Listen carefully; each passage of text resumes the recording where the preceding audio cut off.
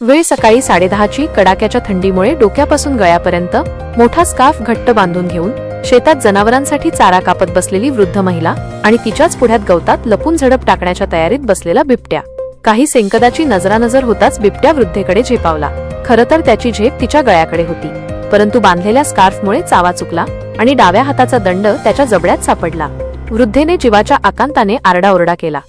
आजूबाजूच्या शेतातील लोक धावून आल्यावर जीवावरचे संकट चाव्यावर निभावत तिचे प्राण वाचले. पाटण तालुक्यातील भालेकरवाडीच्या शिवारात आज घडलेला हा थरार आजीच्या तोंडून ऐकताना येथील ग्रामीण रुग्णालयात उपस्थितांच्याही काळजाचं पाणी झालं.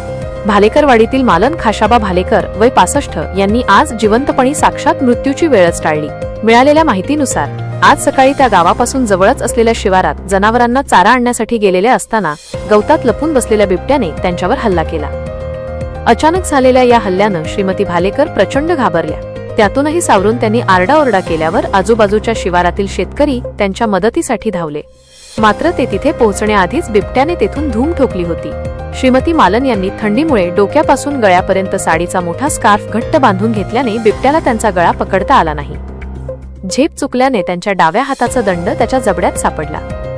या प्रकाराने त्या प्रचंड घाबरल्या होत्या. नातेवाईकांनी येथील ग्रामीण रुग्णालयात त्यांना उपचारासाठी दाखल केले. येथील वनविभागाचे कर्मचारी कार्यशाळेसाठी साताऱ्याला गेले होते. घटनेबद्दल समजताच दुपारी येथे दाखल होऊन त्यांनी माहिती घेतली. या घटनेमुळे परिसरात भीतीचे वातावरण आहे. बनपुरीसह नजीकच असलेल्या भालेकरवाडीत बिबट्याचा सतत उपद्रव जाणवतो.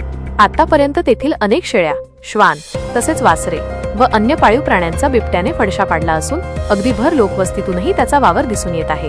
वनविभागाने तेथे ट्रॅप कॅमेरे, गस्त, जनजागृती आदी उपाययोजना मध्यंतरी केल्या असल्या तरी त्याचा फारसा उपयोग झालेला नाही.